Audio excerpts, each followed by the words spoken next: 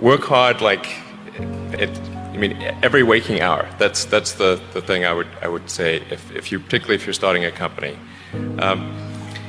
And I mean, if you do simple math, say like, okay, if somebody else is working 50 hours and you're working 100, you'll get twice as much done in the course of a year as the other company. You just work like hell. I mean, you just have to put in, 80 to 100-hour weeks every week.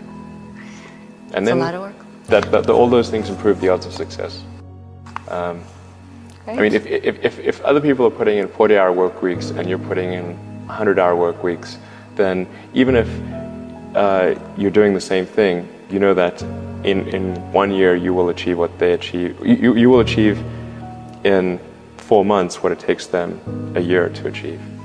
You could pick up the baton and keep moving it forward, so that would still do some good.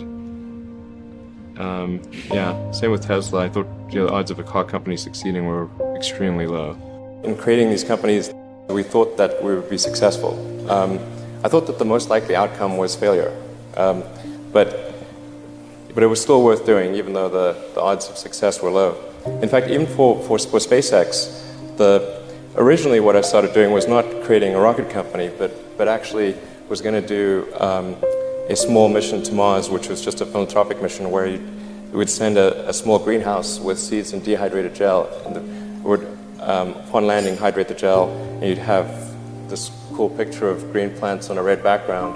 And the public tends to respond to precedents and superlatives. So this would be the first life on Mars, furthest that life's ever traveled, and you'd have this great money shot of green plants on a red background. So, yeah, I thought that would get people's attention. So, but the expectation for that was no return. So I thought we wouldn't get any, just spend the money on that, and it wouldn't. When you first start a company, there's lots of optimism, and things are great. And then, so happiness at first is high.